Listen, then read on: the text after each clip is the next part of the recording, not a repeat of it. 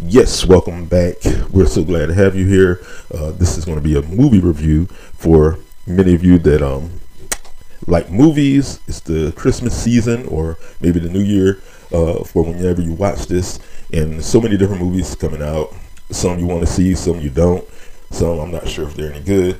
It's been a tough year for the movies, but there is a movie that is a must-see for you right now, wherever you're at, whoever you are.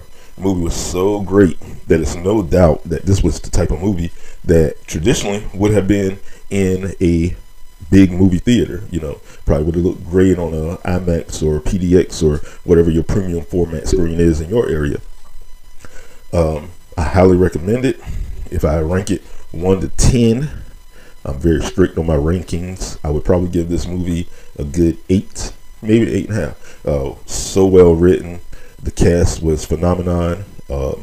It has an actor in it that now I will put in my top 10 favorite actors that's presently working in Hollywood right now. And that actor is Mark Wahlberg. And the movie is called The Family Plan.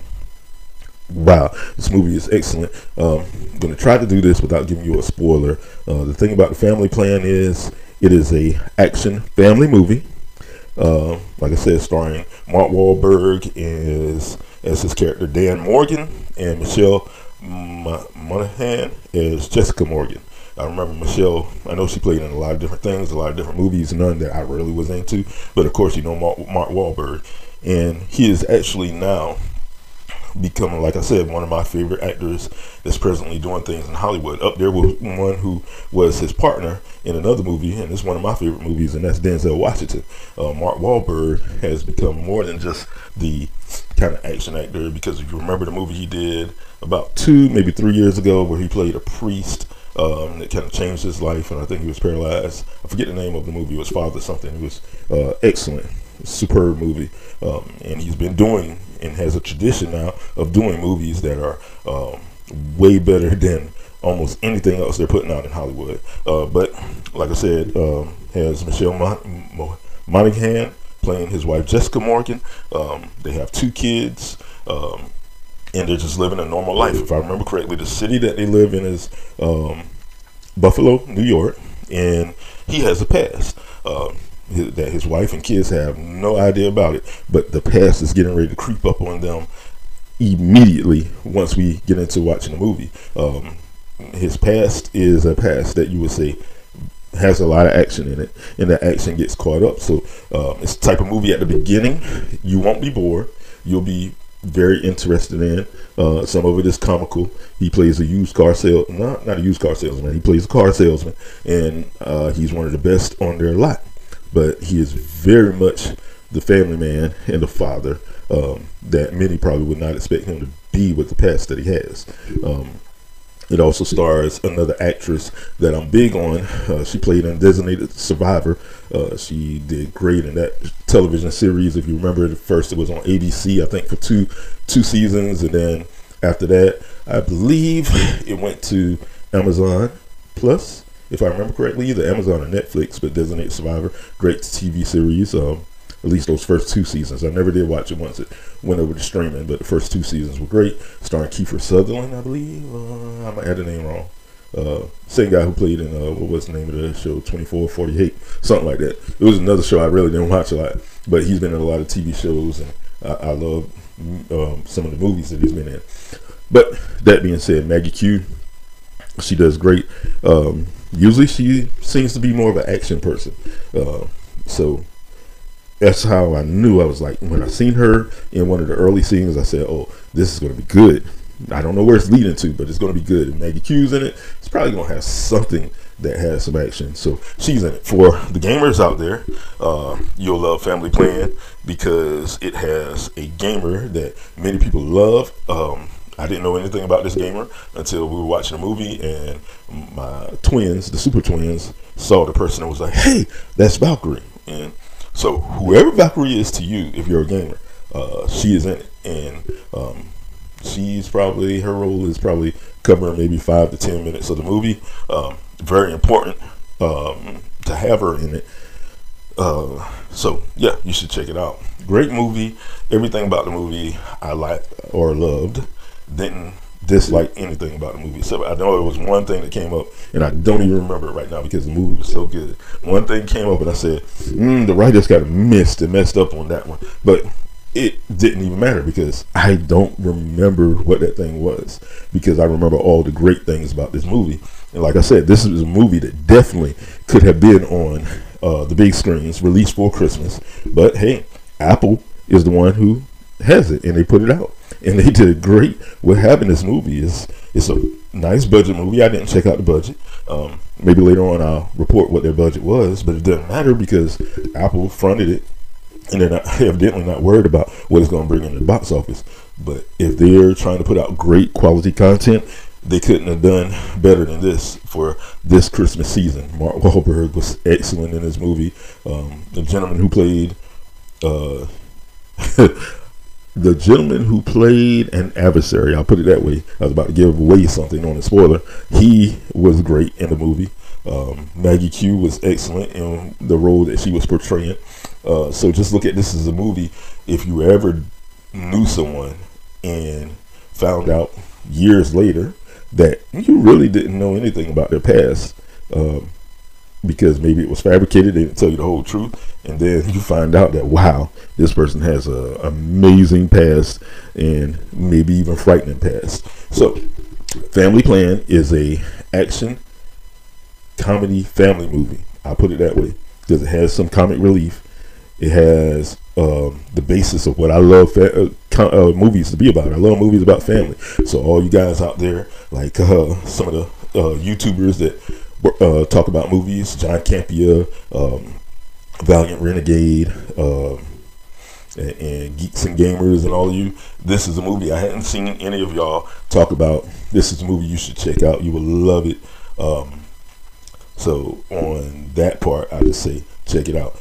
Another part of it, because of what my channel is and what I'm about, I'm always going to report on certain other things that people that are like me are interested in knowing.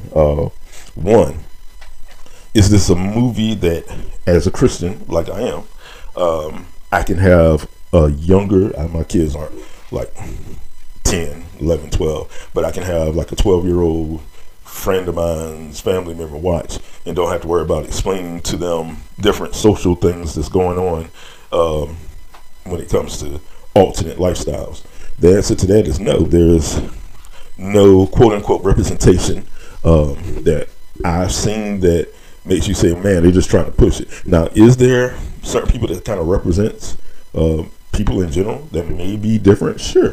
But it's not trying to push a social agenda, which is what I love. I don't want to go to a movie to see something that's pushing a social agenda. That is me. You may be different. So if you're looking for that, you may not exactly love this movie. But if you're looking for something that's super entertaining, that their whole purpose is just to entertain you, you will absolutely love Family Plan.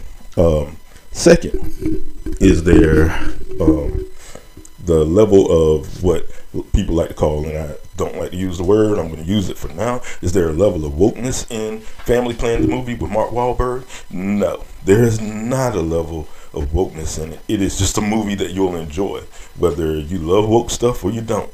You will love it. Mark Wahlberg is one of the jewels in Hollywood, and we should start looking at him as being what he is, one of the best in Hollywood. People that I would consider the best in Hollywood right now for me, when their name is on the marquee or their name is high up on the movie, Denzel is number one for me. Then when you want to start talking about others, Tom Cruise, he's up there. Chris Pratt, he's up there. Even though he's going through a lot of stuff, and I don't necessarily like his family dynamics, but it's something about him that it doesn't matter. I still love Will Smith. He is one of the funnest people to see. I follow his Instagram, not his Instagram, I follow his YouTube page, and he's been posting a lot of things, and it's just straight out fun. I love what Will Smith is putting out. I don't really have a problem with him. I don't, like I said, don't necessarily like his family dynamic sometimes with, with what's going on with Jada, honestly. But I mean, he is loyal. So shout out to Will Smith. But his movies and the movie that he's going to be coming out with Michael B. Jordan is going to be great. I Am Legend 2. Man, I'm so looking forward to that one.